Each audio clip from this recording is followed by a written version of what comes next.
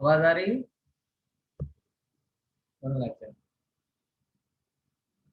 मोक्ष मार्गस्य नेतारं नेतारं कर्मभूगताम् ज्ञातारं विश्वतत्त्वानां वन्दे तत्त्वमालाभवे। आवाज आ रही सभी को अच्छे से? हाँ सर। ओके, ठीक है। तत्वार सूत्र की चर्चा हमने चर्चा में प्रारंभ की है और अजीवादीकरण के जो भेद हैं उन भेदों पर हम डिस्कशन कर रहे हैं, है ना। अजीवादीकरण मतलब क्या है, सरल भाषा में अगर अपन समझे तो अजीवी पदार्थों को आधार से जो आश्रम होता है उसे हमने अजीव अधिकरण नाम दिया है। ठीक है, अजीब टाइप का अधिकरण नहीं है बल्कि अजीव पदार्थों के आश्रय से होने वाला जो अधिकरण है उसे अजीवाधिकरण हम कहते हैं। वहां से अपन ने आगे समझा कि वो कितने प्रकार का होता है। तो सूत्र आया था निर्वर्तना, निक्षेप, संयोग, निसर्ग, द्विचतुर द्वित्रिभेदा परम। ये सूत्र आया था ना। यानी निर्वर्तना के 2 भेद, निक्षेप के 4 भेद, संयोग के 3 भेद और क्या कहते हैं, सॉरी, संयोग के 2 और निसर्ग के 3। इस प्रकार से ये अजीवादिकरण इतने प्रकार का होता है। निर्वर्तना की बात की थी तो यहाँ ये चर्चा की थी जिसके द्वारा रचना की जाती है। तो इसको ऐसे समझो कि शरीर, वचन, मन और ये सब और ये कर्म, शरीर उपाधि को भी अपन ने बना लिया था। अब देखो निक्षेप का अर्थ बहुत ईमानदारी से हमें समझना है। ये आप कई बार सुनते होंगे। निक्षेप का मतलब क्या होता है, पीछे जाके देखते हैं। वस्तु रखने को निक्षेप कहते हैं ना, आप समझ लो। गृहस्थ है, गृहस्थ, माता बहन है तो घर गृहस्थी के कार्य करेंगे। बिना रखे उठाए क्या कोई कार्य होता है? नहीं होता। यानी आदान निक्षेपण समिति अकेले साधु की ही जिम्मेदारी है ऐसा कतई नहीं है। श्रावक को भी अगर वो विचार करके देख करके वस्तुओं को रखे उठाए नहीं तो उसको भी कर्म बंध होता है। और उसके 4 प्रकार यहाँ बताए हैं। कौन कौन से? कि अप्रत्यवेक्षित, यानी वस्तु को बिना देखे रख देना। आपने शास्त्र लिया पढ़ने के लिए और आपने उस जगह को बिना देखे रख दिया। अब बिना देखे रख दिया तो शास्त्र पढ़ने का में जो आपका पुण्य अपन कहें तो बिना देखे रखने में पाप बन गया। अब जब शास्त्र की बात कर रहे हैं तो घर गृहस्थों की चीजों की तो क्या बात, वो तो सब टोटली पापमयी है कि नहीं। आप देखेंगे तो आपको पता चलेगा कि व्यापार में दिन भर कितनी चीजें रखना पड़ती हैं, उठानी पड़ती हैं। घर गृहस्थी में कितनी वस्तु उठानी रखनी पड़ती हैं। यानी तकरीबन आप देखोगे तो पूरे टाइम हमको ये सब चीजें तो एक समय जिम्मेदारी बनती है कि बिना देखे कोई वस्तु को उठाना नहीं। फिर देखो, देख करके भी क्या करना, दुख प्रमष्ट। दुख प्रमष्ट मतलब क्या?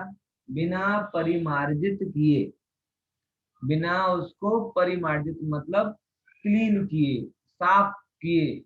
रुमाल से, जैसे अगर आपको इनकेस अगर ये मोबाइल उठाने, पुस्तक उठानी हो ना, जैसे दिखेगी कि नहीं दिखेगी, देखो ये पुस्तक है मेरे हाथ में, इस पुस्तक को अगर उठाना है तो ऐसे उसको ध्यान से उठाना और फिर ध्यान से परिमार्जित करना, ऐसा। तो बिना साफ किए उठाना नहीं, दुष्टता के साथ में उठा लेना तो आश्रय होता है। फिर डर के मारे कोई आ रहा है अचानक उठा दी एकदम, ऐसी जल्दबाजी कुछ नहीं होती। कितनी भी जल्दबाजी हो, आपका एक एक कदम से एक एक जब जीव के घात का प्रश्न होता हो तो क्या जल्दबाजी चल पाएगी क्या? आप सोचो, अभी आपको पता है एक क्या कहते हैं, मेरठ में, यहाँ से मेरठ में केस हुआ है। कौन सा? वो पारस हॉस्पिटल में क्या किया, पारस हॉस्पिटल में ऑक्सीजन की मॉक ड्रिल की। क्या की? ऑक्सीजन की मॉक ड्रिल। और मॉक ड्रिल में 5 मिनट के लिए उन्होंने ऑक्सीजन बंद कर दी, जल्दबाजी में। और आपको पता, वो चलाने वाला अपना मुमुक्षु का लड़का है, लेकिन ध्यान नहीं रखा, जल्दबाजी में 22 लोग मर गए 5 मिनट ऑक्सीजन बंद करने में। अब उसके ऊपर केस चल रहा है। आप समझ रहे हैं ना? कारण क्या है? कारण ये है कि भाई तुमने ऐसे जल्दबाजी में ऐसा निर्णय कैसे ले लिया कि ऑक्सीजन जैसी अत्यंत आवश्यक वस्तु को आपने बंद कर दिया। आप सोचो, जीव तो जीव है ना, संगनी पंचेंद्री है वो भी जीव है, और एकेंद्रीय आदि है वो भी जीव है। एक जगह बहुत सारी चीजें थी, आपने तो बहा दिया है। तो क्या ऑक्सीजन जीवों का भीड़ लग जीव जीव नहीं कहलाता क्या? ऑक्सीजन बंद करी थी तो है? 5 मिनट में तो वो मॉकड्रिल में कितने लोग उसका एक्सपायर, 22 लोग उसके आए। अखबार में तो वो उसके ऊपर अब हत्या का केस चल, नाम अपना हरीश जैन, जैन पारस हॉस्पिटल। और वो क्या हुआ, अचानक, बस अचानक काम कर दिया। तो जिनवाणी कहती भैया देखो, ऐसे प्रमाद से काम नहीं चलता, भय के कारण, शीघ्रता के कारण। अगर आप कभी काम कर दोगे तो क्या, हमने डर से कर दिया साहब, जल्दबाजी में कर दिया। जल्दबाजी में एक्सीडेंट होगा तो क्या नहीं लगेगी क्या? मुझे इतना बताओ।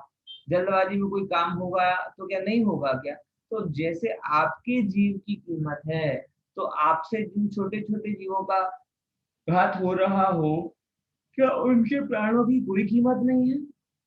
इसीलिए कोई भी काम, भले ही कितना इमरजेंसी में हो, अपने यहाँ कहते हैं सावधानी से करो भैया। सावधानी से किए हुए काम में अगर देरी भी हो रही है तो लॉन्ग टर्म फायदा है। बराबर क्या बोला, फिर से समझना। और जल्दबाजी के काम में अगर जल्दी भी कर लिए तो लॉन्ग टर्म नुकसान, ये दोनों अर्थ में कह रहा हूँ। एक काम की गुणवत्ता के रूप में भी कह रहा हूँ, रीचेकिंग के रूप में भी कह रहा हूँ, और साथ ही साथ कर्म बंधन के रूप में भी कह रहा हूँ। क्या बोला, फिर से। अगर आपने काम को धीरे धीरे सावधानी से किया, भले थोड़ा धीरे किया, तो लॉन्ग टर्म फायदा है। क्यों? क्योंकि गुणवत्ता बनी रहेगी। और जो जल्दबाजी करता है उसे फिर से सुधारना पड़ता है, तो डबल मेहनत लगती है। ये तो टाइम के पॉइंट ऑफ व्यू से भी बात, क्वालिटी के टाइम पॉइंट ऑफ व्यू से भी बात। लेकिन जल्दबाजी करने में जो हिंसा होती है वो तो अनरिपेयरेबल है। वो तो कभी किसी रूप में रिपेयर हो ही नहीं सकती, जस्टिफाई भी नहीं कर सकते आप उसको। बराबर। इसलिए जब जब भी आपको लगे तो भी आप जल्दबाजी में, आप रसोई जैसे हो ना, चौबीआर का टाइम हो रहा हो, बहुत सारे लोग चौबीआर करते हैं। अब चौबीआर करते हैं तो समस्या क्या होती है कि 6 बजे बनाना चालू करते हैं, वो भी अभी 7 बजे चौबीआर होता है। और वो कहते हैं, जल्दी करो जल्दी करो जल्दी करो। अब जल्दी में सब्जी देके बिना सुधार दी, आटा देके बिना औसन दिया, वट एवर जो कुछ भी है। अब फिर आपको कि जल्दी जी भैया, उसका जल्दबाजी है, 24 आवर के लिए लेट हो रहे हैं। ठीक है, बिना देखे खाना बनाना वाजिबी है कि जल्दी शुरू करना वाजिबी है? लॉजिक क्या कहता है? लॉजिक ये कहता है कि अगर आपको किसी कार्य में देर हो रही हो तो क्या करो, देर हो रही हो तो उसे जल्दी शुरू करो, जल्दबाजी मत करो। पॉइंट समझ में आया क्या कहना चाह रहा हूँ? जल्दी शुरू करो, जल्दबाजी मत करो। है, ख्याल में आएगी? ये चीज को थोड़ा विचार, है? अपन फिर आगे देखते हैं उसको क्या कहते हैं। हाँ, अब वैसा फिर क्या, दुक्रमस्तु बिना पार दुख है ना। फिर सहसा, सहसा ये हो गया। अगर अनाभोग, अनाभोग मतलब क्या हुआ, उपयोग रहित कहीं पर भी रख देना। ये अगर मैं मेरे जीवन में देखूँ ना, तो ये मुझे बहुत लगता है कि कहीं भी कोई चीज रख दी। अब वो कहीं भी कोई चीज रख दी, ये मैं खुद देखता हूँ कि मेरे लिए प्रॉब्लम वाला हो जाता है। चश्मा उतार के कहीं रख दिया, अब जो जगह है वहां नहीं रखा, तो जब इमरजेंसी होती है तब ढूंढते फिरो, तो 5 मिनट लग जाते, 10 मिनट लग जाते। चाबी है, चाबी बनाने की, टांगने की जगह है, वहां पे आपने नहीं रखा, कहीं पे भी रख के छोड़ दिया। अब एंड टाइम पे आपको बाहर निकलना, चाबी ढूंढते फिरो, चाबी नहीं मिली, चाबी नहीं मिली, चाबी नहीं मिली। तो मतलब ये सब आप प्रैक्टिकल जीवन में देखते होगे ना, कि अगर आप बिना सुनियोजित स्थान के बिना गैर जिम्मेवार तरीके से काम करते हो, तो अंततः परेशान किसको होना पड़ता है? आपको ही होना पड़ता समझना है? तो जैन धर्म ऐसा नहीं है कि आपको आत्मिक रूप से ही सब चीजें करना सिखाता है। जैन धर्म आपको व्यवहारिक रूप से भी सब काम व्यवस्थित करना सिखाता है। जैन धर्म कभी आपको ये नहीं कहेगा कि यहाँ वहाँ चीजें फेंको। जैन धर्म कभी भी आपको नहीं कहेगा जल्दबाजी में काम करो, सब व्यवस्थित करो। बराबर। देखो, हमने देह धारण किया है, देह धारण करते ही बहुत सारे कर्तव्य हमारे ऊपर आ जाते हैं। जब तक देह रहेगी तब तक कर्तव्य तो आएंगे ही आएंगे। तो फिर उन कर्तव्यों को आकुलता से बेतरतीब तरीके से करने में क्या क्या होगा? व्यवस्थित करो, आपका ही भला होगा, समय बचेगा। और समय से भी इम्पोर्टेंट क्या है? परिणाम। क्योंकि जरूरत के समय जब आपकी कोई चीजें मिलती नहीं है तो आपके ही परिणाम बिगड़ते हैं। ठीक है ना? बराबर। देखो आगे चलते हैं। अब तीसरे नंबर की बात आती है भक्त संयोग। संयोग ये भी बड़ा गजब है। देखो तीसरे नंबर का है ना, संयोग की क्या डेफिनेशन है? संयोग की डेफिनेशन है जो मिलाया जाता है, यानी ऐसी जड़ चीजें जिनको आपको मिलाना है। बराबर। लेकिन मिलाने में आपने विवेक नहीं रखा। फॉर एग्जाम्पल, भक्त पान, विरुद्ध जल आदि मिला दिया।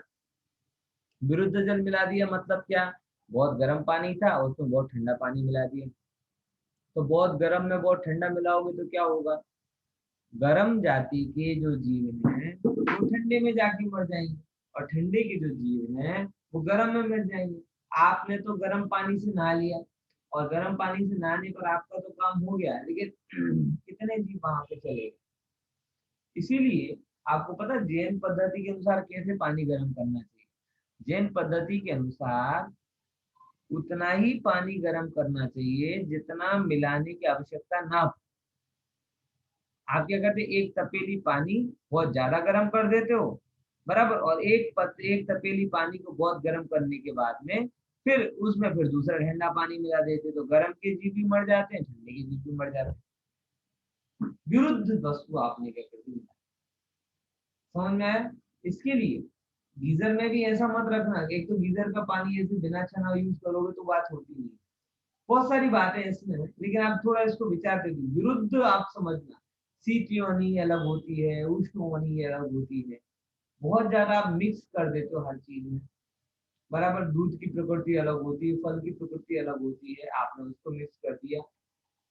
बराबर। तो जिन जिन की भी प्रकृति अलग है, ऐसे भिन्न प्रकृति वाले जीवों को अगर आप पदार्थों को आप मिला देते हो तो उससे संयोग उद संयोग से भी कर्मों का आशय होता है। ऐसे उपकरण में भी क्या बोला? शीत का उष्ण, शुद्ध का अशुद्ध से स्पर्श करना, ये भी बड़ी गजब बात है। अभी देखो कोविड के कारण हम कितना ध्यान रख रहे हैं टच करने का, करते कि नहीं करते? इससे टच ना हो जाए, उससे टच ना हो जाए। अपने जैनाचार्यों ने आहार और रहन सहन में ये व्यवस्था पहले से ही बताई, पहले से ही बताई कि भाई अगर आप शुद्ध कपड़े पहने हो तो हाथ जमीन में हाथ लगा के नहीं उठना।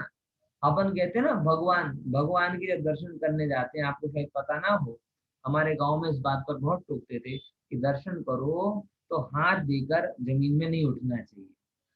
कारण क्या? लोग कहते हैं अरे अरे, वो जमीन नहीं नहीं, वो टिकना अच्छी बात वो नहीं है, लेकिन जमीन होती है अशुद्ध, और आप द्रव्य लेकर आए हो शुद्ध, तो अशुद्ध जमीन के से शुद्ध हाथ का या शुद्ध द्रव्य का स्पर्श होने पर अशुद्ध और शुद्ध पदार्थ मिल गए तो जीव उत्पन्न हो जाए। ये सूक्ष्म जैन धर्म की बायोलॉजी है, बहुत सूक्ष्म जीव विज्ञान है। और ये छोटे छोटे जीवों पर आज जितना माइक्रोबायोलॉजी के रूप में जितने रिसर्च कर रहे हैं, जैनाचार्यों ने पहले ही इस पर रिसर्च कर चुके हैं। और सच में अगर आप थोड़ा से गंभीरता से विचारेंगे तो आप प्राचीन समय में जितनी सूक्ष्मता और सावधानी रखने की बात कही जाती थी, आज भाई कोविड में तो ये बात बहुत सिद्ध हुई। हमारे यहाँ पर आज भी अगर आप शायद एक शब्द सुना होगा, सोले का खाना चलता है, सोला का खाना। सोला मतलब क्या है? शुद्ध भोजन जिसे आप बोलते हो, शुद्ध भोजन। उसको हमारे बुंदेलखंड साइड के एरिया में सोला का खाना बोला जाता है। सोला मतलब क्या? बोले चार प्रकार की द्रव्य क्षेत्र काल भाव की शुद्धियां, वस्त्र की शुद्धि, पदार्थ क्या कहते हैं, भाव की शुद्धि, संयोग की शुद्धि, और इन सब का बराबर ध्यान रखना, इसका नाम सोलह कहलाता है। और वहां पर जब कोई व्यक्ति भोजन करने बैठता है ना, हमारे एमपी में सोलह वाला, तो कैसे भोजन करते हैं कि हमारे यहाँ जब 16 वाला भोजन करते हैं तो वो कपड़े बदल कर भोजन करते हैं, मतलब भोजन के कपड़े अलग, मतलब भक्ति के कपड़े तो अलग होते ही होते हैं। समझ रहे हैं कि नहीं समझ रहे, क्या शब्द बोल रहा हूँ? भक्ति के कपड़े तो अलग होते ही होते हैं, भोजन के कपड़े भी अलग होते हैं। उसका कारण आप लोगों को पहले मुझे भी ये पोंगापंथी लगती थी कि ये क्या कपड़े अलग, लेकिन आज ये कोविड वालों ने सिद्ध कर दिया ना कि भाई जो द्रव्य आपके अंदर जाता है, अगर आपके वो शुद्ध द्रव्य शुद्ध है लेकिन कपड़े अशुद्ध हैं और वो अशुद्ध हाथों से अशुद्ध कपड़ों से स्पर्शित होते हुए आपके शरीर के अंदर में जाएगा तो अनेक प्रकार के जीवों की उत्पत्ति कर देगा। बराबर कर देगा कि नहीं? आज सिद्ध हुई की बात नहीं सिद्ध हुई कि शुद्ध वस्त्र को अशुद्ध भोजन भी अशुद्ध वस्त्र अशुद्ध हाथ के संयोग में किया, बिना धुले वस्त्र क्या कहते हैं बर्तनों के संयोग में रहा, तो वो उसमें जीवोत्पत्ति की संभावना। देखो एक बात सिंपल समझ लेना, जो भी विरुद्ध चीजें आएंगी ना जीवोत्पत्ति हो जाएगी। सर्दी गर्मी अपने यहाँ डबल ऋतु में क्यों ये सब, ये कोविड भी है या जो भी है, ये हमेशा डबल ऋतु में फैलेगा जब तक उसका पूरी तरीके से निवारण नहीं। कारण कि डबल ऋतु में क्या होती है कि जैसे ही संक्रामित होता है मिक्स होता है तो जीव उत्पन्न हो जाते हैं। कुदरत में जो विस्तृत रूप में हो रहा है, शरीर में वो सीमित रूप में होता है। इतना सिंपल नहीं, क्योंकि ये शरीर भी क्या है, उस बड़ी यूनिवर्स का ही एक हिस्सा है कि नहीं? तो अगर कुदरत में या बाहर में डबल ऋतु होने पर जीवों की उत्पत्ति होती है, तो अंदर में भी डबल प्रकार की चीजें मिलेंगी तो उसमें जीवोत्पत्ति होगी। मतलब ठंडा गर्म मिलेगा जीवोत्पत्ति होगी, शुद्ध अशुद्ध मिलेगा जीवोत्पत्ति होगी। बराबर आजकल खाने में भी हमारे होता है, आइसक्रीम चाय चाहिए एकदम गर्म और आइसक्रीम चाहिए एकदम ठंडी, होता है कि नहीं होता? चाय कैसी चाहिए एकदम गर्म और आइसक्रीम चाहिए एकदम ठंडी, दोनों बीच का सेट और उसमें बॉडी का टेम्परेचर। आपको ये बताऊं बड़ी गजब बात है, मैं अभी इस विषय में बहुत ज्यादा नहीं कहना चाहता, लेकिन आजकल जो जितने रोग हो रहे हैं उसके पीछे एक बहुत बड़ा कारण है कि हम लोगों ने आइसक्रीम जैसी अत्यंत ठंडा पीना चालू कर दिया। मतलब होता क्या है कि जब आप बहुत ठंडा पीते हो, शरीर का जो टेम्परेचर है, इंटरनल टेम्परेचर जो भी होता है 25-30 होता है, उससे ज्यादा ठंडा जब कोई जाता है तो बॉडी को एक्स्ट्रा एफर्ट करना पड़ता है उस ठंडे को गर्म करने के लिए, फ्रिज का आइस क्यूब का। इसलिए कभी भी जितना बॉडी का नॉर्मल टेम्परेचर है उसके इर्द गिर्द ही आपको पानी और पेय पदार्थ लेनी चाहिए। समझ में आ रहा कि नहीं आ रहा? लेकिन आजकल हम विदेशियों का देख देख के सब भूल गए। हमारे यहाँ पे भोजन में ऋतु अनुसार भोजन होता था, इस चीज का ध्यान रखा जाता था, कोई डबल ऋतुएं होती है तो क्या किया जाए कैसे किया जाए, लेकिन वो सब चीजें हमें क्या लगने लगी, पुरानी बात है। हमने एक्चुअल में जो आचार के नियम थे उन सब आचार के नियम को एक स्वर में पाखंड कहना चालू कर दिया, उसके पीछे छिपे हुए विज्ञान को हमने नहीं समझा। बराबर, क्योंकि वो हमें धर्म के रूप में मिला, और धर्म के रूप में इसलिए मिला क्योंकि धर्म के बिना हम सीरियस नहीं होते, और आज धर्म के नाम पर सीरियस नहीं होते। दो दो प्रॉब्लम हो गई। पहले के समय जो सिंपल डूज और डोंट के नियम थे उसे धर्म के क्यों कहना पड़ा, क्योंकि अगर हम उन्हें धर्म का नहीं कहते पहले तो लोग सीरियसली सुनते नहीं, और धर्म कहते तो एकदम सीरियसली हो जाते। और आज सिचुएशन उल्टी, आज अगर किसी चीज को आप धर्म के नाम पे कहोगे ठीक है सब पाक में, मतलब आज धर्म के नाम पे कहते हो तो सीरियसली नहीं लेते, और विज्ञान के नाम पे कहते तो सीरियसली लेने लगते। तो हम क्या करें? ये तो लोग वस्तु तो जो है तो है, आप उसे धर्म के नाम पर कहो तो विज्ञान के नाम पर कहो तो, ये तो कॉज एंड इफेक्ट का नियम है कि दो मिक्स चीजें अगर आएंगी तो जीवोत्पत्ति होगी। और जब जैसे ही आपके शरीर के अंदर जीवोत्पत्ति होगी, कोरोना भी क्या एक प्रकार का जीव है, तो आपके शरीर को बीमारी होगी तो तकलीफ होगी। पॉइंट समझ में आ रहा है कि नहीं आ रहा है? तो ये एक बेसिक समझ है, पहले धर्म के नाम पर करवाया जाता था, आज लोग धर्म के नाम पर छोड़ने लगते हैं। तो मुद्दा ये है कि जिस चीज की जितनी वैल्यू है उसको उतना दो, उसे धर्म भी नहीं कहना और उसके पीछे छिपे हुए विज्ञान को भी समझना। धर्म कहने लगोगे तो तुम्हारा धर्म किचन में घुस जाएगा पूरा का पूरा, तुम्हें यही धर्म दिखेगा, फिर आत्मा का ध्यान करना तुम्हें समझ में नहीं आएगा, जबकि सिंपल डूज और डोंट के नियम, बराबर ना। और अगर आप उसे एकदम सिंपल कह देते हो, नहीं करते, तो आप बीमार होगे, बीमार होगे तो आपकी साधना बिगड़ेगी। इसीलिए इस चीज का थोड़ा ध्यान रखना चाहिए। ठीक है, तो मिक्स कभी भी नहीं करना, बराबर। भोजन में, इन सब चीजों में आजकल सब फ्यूजन करने का आदत हो गई, हर चीज का फ्यूजन कर देते हैं। कोई भी रस कुदरती रूप में नहीं लेते, फल भी लेंगे तो उसमें चाट मसाला मिला देंगे, मिक्स करेंगे सब, एग्जैक्टली कोई चीज समझ में नहीं आती। दाल भी बनाएंगे तो उसमें गुड़ भी डालेंगे, नींबू भी डालेंगे, और शक्कर भी, वो क्या कहते हैं, जो जो भी सा खटास भी डालेंगे, मिठास भी डालेंगे, तिखास भी डालेंगे। अरे भाई कुछ तो छोड़ दो, भगवान के नाम पे छोड़ दो, धर्म के नाम पर छोड़ दो, स्वास्थ्य के नाम पर छोड़ दो, जिस नाम पर भी छोड़ना है, मगर इतना क्या है कि सब कुछ चाहिए। समझ में आया? यही सब चीजें हमारे उसमें अविवेक जो होता है, वो सब अविवेक ही हमारे को रुगा दी। मतलब एक सिंपल सा मैंने आपको लॉजिक बताया, ये शरीर भी इस बड़ी कुदरत का एक छोटा सा हिस्सा है। तो जो जो इस यूनिवर्स में घटित होता है, वो हमारे अंदर में भी घटित होता है। और हमारे अंदर में घटित होता है तो यूनिवर्स तो बड़ी है, वो बेयर कर लेती है। लेकिन हमारे अंदर में जब घटित होता है तो हमारा शरीर उसे बेयर नहीं कर पाता। कदाचित शरीर बेयर कर ले तो ये परिणाम तो बिल्कुल भी बेयर नहीं कर पाते। वो ज्यादा, शरीर 1% बिगड़ेगा, परिणाम बहुत बिगड़ेंगे। ताव 1 डिग्री चढ़ेगा और दिमाग का पारा, परिणामों का पारा सहस्त्र गुना चढ़ जाएगा। इसलिए कभी भी शरीर की अवस्था में मुझे शरीर की अवस्था परेशान नहीं करती। मुझे ये बात समझ में नहीं आती कि जब शरीर बिगड़ने पर परिणाम बिगड़ेंगे तो उनका हिसाब किताब कौन रहे। शरीर तो चलो समझे कि पर है, लेकिन परिणामों का क्या, बराबर। इसलिए ध्यान रखना। ओके, समझे कि नहीं समझे? क्या कह रहा हूँ, कहानी नहीं सुना रहा भैया, ये बात ख्याल में आ रही है ना? है समता बहन, संध्या भाभी, है खुशी बिन, ख्याल में आ रही है ना? विवेक रखने की बात कह रहा हूँ कि कैसे जी कैसे जी। जीव उत्पन्न होते हैं, कैसे कैसे जीव उत्पन्न होते हैं। और वो हिंसा तो होती है, वो तो है ही, लेकिन इसका स्वास्थ्य पर भी गलत प्रभाव पड़ता है, और स्वास्थ्य का प्रभाव आपके परिणामों पर पड़ता है। इसलिए विवेक सखत आवश्यक है।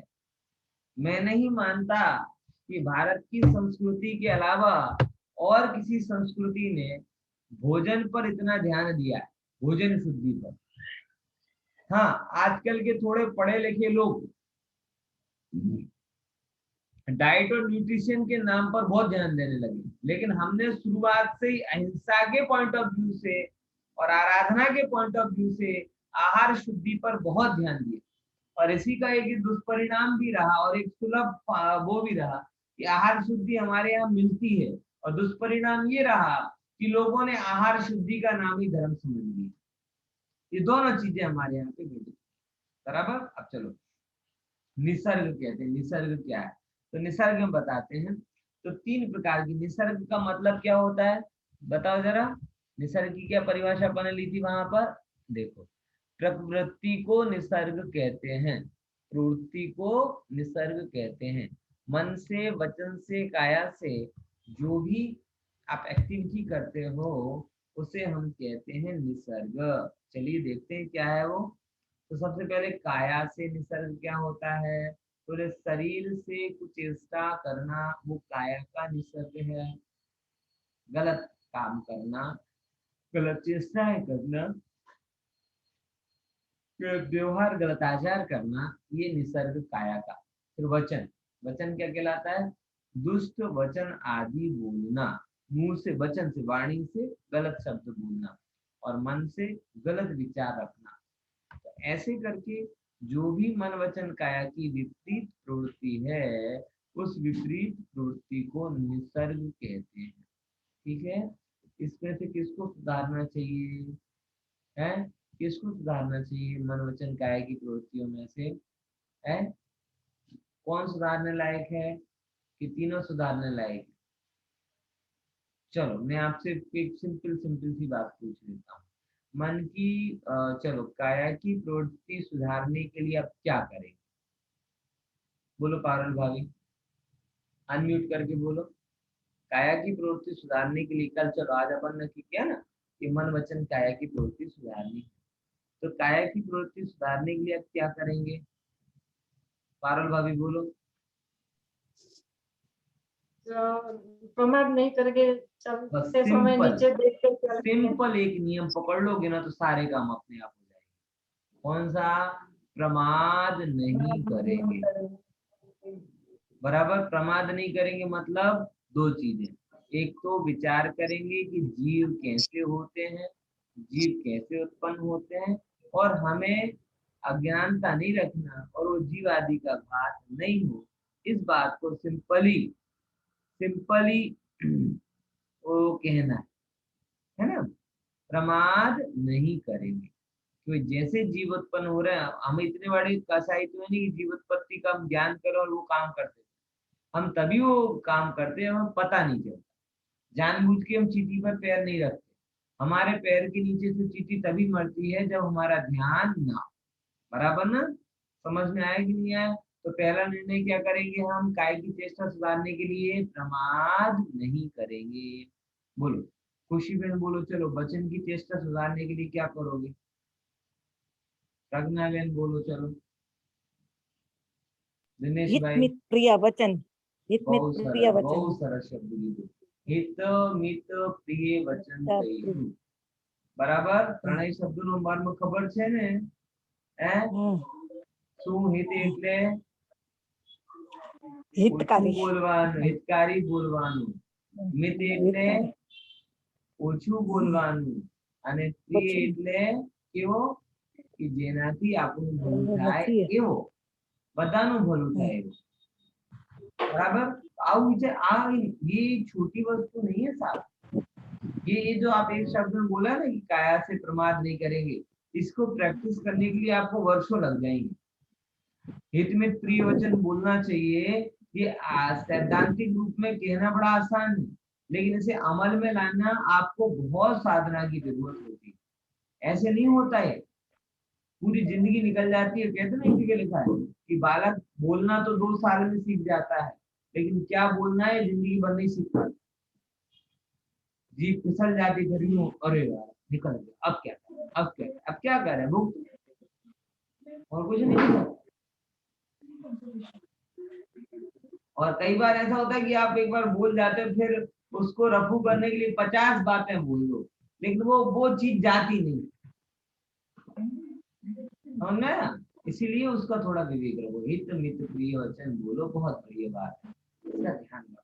चलो मन का को नियंत्रित करने के लिए क्या करेंगे? बोलो दिनेश भाई। समता बहन बोलो, खुशी बहन बोलो। मन चलो में खराब विचार नहीं लाएंगे। चाहते तो हम सर भी नहीं, लेकिन अभिप्राय आ जाते। सुधारेंगे। हाँ चाहते तो हम भी नहीं, लेकिन आ जाते हैं। अभिप्राय सुधारेंगे, अभिप्राय कहाँ दिखता है सुधारने के लिए? अभिप्राय तो हम भी सरलता। सुधारना चाहते हैं, लेकिन सुधरे कैसे हो?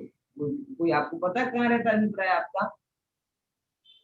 सर वस्तु स्वरूप पॉजिटिव बात, को समझकर वस्तु स्वरूप के मूलभूत नियमों का कांस्टेंट चिंतन करते रहो। सच बता रहा, क्या बोला? समता बहन हो गया? प्रशांत भाई कौन है? किसके द्वारा मन सुधरेगा? कल मैंने बच्चों की क्लास, हाँ कल मैंने बच्चों की क्लास ली थी ना, उस बच्चों की क्लास में भी मैंने यही बताया था। ऑल इज वेल कब होगा, सब ठीक ठीक कब होगा? जब आप कुछ मूलभूत चीजों को समझेंगे। परिणाम योग से जब आप ये समझेंगे कि कर्म सिद्धांत के अनुसार ही सबको सबके परिणामों का फल मिलता है। द्रव्यान योग से जब आप ये समझेंगे कि सब पदार्थ अपने आप में परिणमित होते हैं।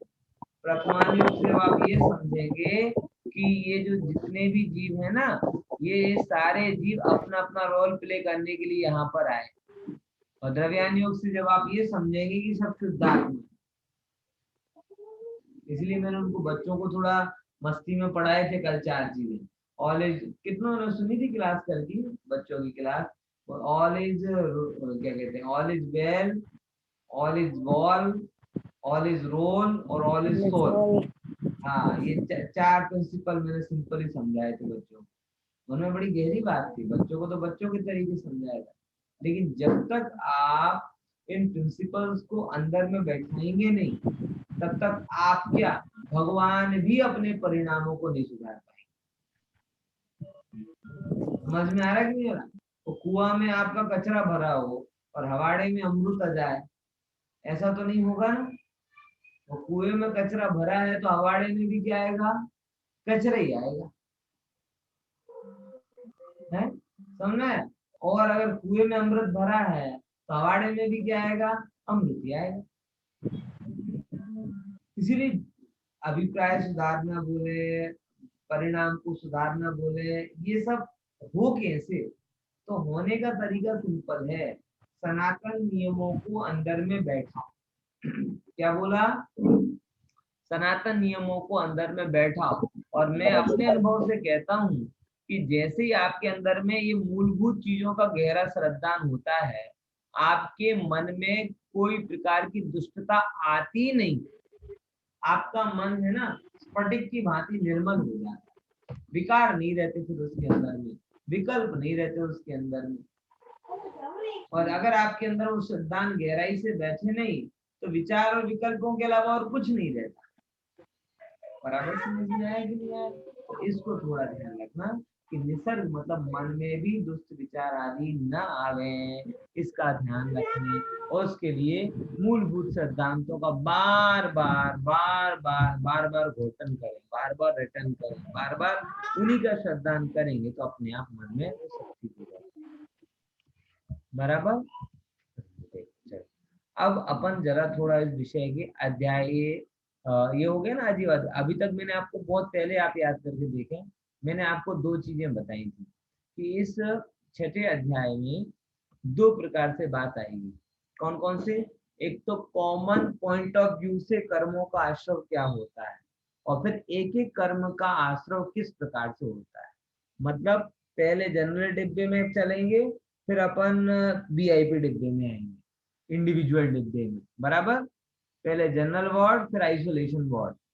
तो अभी तक तो हमने जनरल वार्ड के सफर किया, और जनरल वार्ड में 8 के 8 कर्म कौन कौन से हिसाब से बनते हैं वो समझे। अब अपन एक एक कर्म की खबर लेते हैं। खबर लेते हैं मतलब हिंदी में बोलते हैं ना खबर लेना, मतलब आने दो उसकी खबर लेते हैं। तो हमारा अभिप्राय तो खबर लेने का ही है, लेकिन वो तरीका थोड़ा माइल्ड है, यानी हम जानकर उसकी खबर लेते हैं। और जानते किसके लिए हैं? नाश करने के लिए। चलिए, पहले नंबर के दो कर्म हैं, ज्ञानावरणी कर्म और दर्शनावरणी कर्म। आपको पता है ज्ञानावरणी कर्म क्या करता है? ज्ञानावरणी कर्म क्या करता है, दर्शनावरणी कर्म क्या करता है? हैं? क्या प्रज्ञा बहन? ज्ञान पर आवरण आ जाता है, ज्ञान ऊपर आवरण આવી જાય, બરાબર। એટલે જે હું તમને પૂછું અને તમને ના યાદ આવે, મતલબની વાત, હિતની વાત તમને યાદ ના રહે, ખોટી વાત યાદ આવી જાય, કંઈ પણ થાય, તો શું કહેવાય એને? કે તમારા કે અમારા ને કોઈ ના પણ ઉપર શેનો ઉદય છે? જ્ઞાનાવરણીનો ઉદય। હવે તમે બધા મને ઘણીવાર કહેતા હશો કે પંડિતજી તમને કેવી રીતે યાદ રહે છે? અમને તો બધું ભૂલાઈ જાય છે, તમે કેવી રીતે યાદ રહે છે? ભૂલાઈ જાય છે, યાદ રહેતો નથી, કહો છો કે નથી કહેતા? કાચું પાકું યાદ રહે છે તમે? એનું કારણ કે તમારા ઉપર અત્યારે તીવ્ર જ્ઞાનાવરણીનું આવરણ છે, જેને લીધે પ્રયોજનની વાતો ભૂલાઈ જાય અને ગેરજરૂરી વાતો બહુ યાદ રહે। છાપામાં જોયે 20 જગ્યાની વાંચી તો બધું યાદ રહે। કોઈની જોડે 20 મિનિટ વાત કરે ના તો with comma full stop same to same બધું રિપીટ કરી દે, મને ખબર નથી પડતી। માતાઓ બહેનો પહેલા તો 20 મિનિટ વાત કરશે ફોન ઉપર પહેલા જોડે, બરાબર। પછી કોઈ બીજો મળે તો એની જોડે મારી આવું વાત થઈ, એને આમ કીધું તો મેં આમ કીધું, પછી એને આમ કીધું, પછી મેં આમ કીધું, આમ કરી આમ આમ તેમ કરતા કરતા ટેબલ ટેનિસ રમતા રમતા એ 15 મિનિટ પહેલા ફોન ઉપર ગયે, પછી 15 મિનિટ બીજાને ગયે, એટલે ટોટલ કેટલો બગાડ્યા? 30 મિનિટ। અને 15 મિનિટમાં એક કોમા ફૂલ સ્ટોપ પણ ચૂકતો નથી। આને જો કદાચ લાઈવ વાત કરતા હો તો વિથ ડેમોન્સ્ટ્રેશન, એટલે હાવ ભાવ પર જ્યારે મેં આમ કીધું ને આટલો નાનો થઈ ગયો, પછી કીધું આમ થઈ ગયો, આમ ગુસ્સા કરી દી, એટલે તમને વર્ડ પણ યાદ રહે, એના ચહેરા પણ યાદ રહે, એની વેશભૂષા પણ યાદ રહે, એની જગ્યા પણ યાદ રહે। હાય હાય, તમને શું જ્ઞાનાવરણીનો છોપસમ છે કે શું છે? અને એ જ વસ્તુ સેમ ટુ સેમ વ્યક્તિ સ્વાધ્યાયમાં બેસે તો કે કાલે શું કીધું તું? બોલે ખબર નહીં. અને પછી અમે એમ કહીએ કે યાદ કેમ રહેતો નથી? એટલે શું કહીએ પંડિતજી, તમારી જેમ મેમોરી ક્યાં છે? તો હું એમ કહું, તમારી જેમ મારી નથી. તમારી જેમ મારી નથી. તમને 20 મિનિટ વાત કરેલી બધી યાદ રહે, with comma, full stop, with હાવ ભાવ, વિથ વેશભૂષા, વિથ જગ્યા, વિથ બધું સાથે યાદ રહે. અમને યાદ રહેતો નથી. અને સ્વાધ્યાયમાં તમે 5 મિનિટ પહેલાનું ભૂલી જાઓ. એનો મતલબ શું છે કે તમારા અંદરમાં કે કોઈના સાંસારિક વસ્તુઓનો ક્ષોભસમ વધારે છે, આત્મ કલ્યાણકારી વસ્તુનો ક્ષોભસમ ઓછું. આ એવા લોકો છે જેના બગીચામાં કાંટા બહુ છે ને ફૂલ ઓછા. બરાબર? વિષના ઝાડ વધારે છે, આકોડાના ઝાડ વધારે છે ને કેરીનો ઝાડ નથી. આવો છો તો શું કામ? તમારી વાડી હોય ને તો તમને કેવી વાડી ગમે? મને એટલું કહો. અત્યારે તો કોઈની વાડી હોતી નથી, પણ કદાચ વાડી હોય તો તમને કેવી વાડી ગમે? જેમાં ફળ ફૂલના ઝાડ હોય, વૃક્ષ હોય, છોડ હોય, જેમાં ફૂલ રહેતા હોય, ફળ, એવો ગમે કે કાંટા હોય ગમે? કેવો ગમે? શું ગમે તમને? કેવો ગમે? સ્વાભાવિક રૂપથી જેમાં ફળ ફૂલ વાળો ગમે અને કાંટાઓ ના ગમે. ધન્ય. તો આ જીવને જ્ઞાનની વાડીમાં એવું કેમ કરી દીધું? જ્યાં વિકથાઓના કાંટાઓ એ બહુ રહે, અને જે વાતથી તમારા અંદરમાં સુગંધ આવે, મોક્ષનો માર્ગ સરળ થાય, એવી હિતકારી વાતોને ભૂલી જાઓ. આવી જ્ઞાનની વાડી શોભે ખરી? ના શોભે ભાઈ. એટલે ક્ષોભસમ તમારું છે, પણ જુદી રીતે વ્યક્ત થયું છે. એટલે સંસારમાં વ્યક્ત થયું છે. આત્મ કલ્યાણકારી વસ્તુ વ્યક્ત નથી. કેમ નથી થતો? એનું આવરણ પ્રબળ છે. કેમ આવરણ પ્રબળ છે? એનો તમને આ સૂત્ર તમને જણાવશે કે કેમ આવરણ તમને પ્રબળ છે, બતાવે છે. તત્ પ્રદોષ નિમ્નાઓ. બોલો બોલો. સૂત્ર શું છે? તત્પ્રદોષ નિમ્નૌ માત્સર્યાંતરાયા. तत्प्रदोष निन्नौ मात्सर्यान्तराया साधनोपघाता धातानि घाता साधनोपघाता ज्ञान दर्शनावरणयोः. ज्ञान बहुत बढ़िया. ज्ञान और दर्शन में किया गया प्रदोष, मतलब वो किसी का ज्ञान है, निर्मल ज्ञान है, आपने क्या किया? उसमें प्रदोष मतलब दोष लगा दिए. कोई विद्वान व्यक्ति है, वो बोल रहा है, अच्छी बातें बोल रहा है, आपने उसमें दोष लगा दिया. अरे तुमने खबर थी तो आम बोले, दोष लगाया. ज्ञानी ने दोष लगाया, तुमने ज्ञानी का कुछ नहीं हुआ. तुमने ज्ञानावरण का आश्रय किया, फल क्या होगा? अगले भाव में ज्ञान के लिए तड़प जाओगे, लेकिन ज्ञान नहीं मिलेगा. ऐसा होता है. अतीत जिसका हमें एक्चुअल में एक हमारी कितनी छुटे है कि परिचित के प्रति प्रेम कम और ईर्ष्या अधिक होती है. होता है कि नहीं होता? जो जितना अपरिचित है उसके प्रति उतना प्रेम आ जाता है, और जो जितना ज्यादा परिचित है उसके दोष उतने दिखाई देने लगते हैं. एक हमारी प्रकृति बन गई. इससे नुकसान किसका होता है? इससे नुकसान किसी ज्ञानी का नहीं होता, इससे नुकसान आपका होता है. बराबर? तो ज्ञानियों के ज्ञान में दोष नहीं लगाना. निंदा मतलब उसके ऊपर किसी प्रकार की निंदा आदि नहीं करना, ईर्ष्या नहीं करना. मात्सर्य मतलब ईर्ष्या नहीं करना. अंतराय मतलब उनकी ज्ञान आराधना में विघ्न नहीं करना.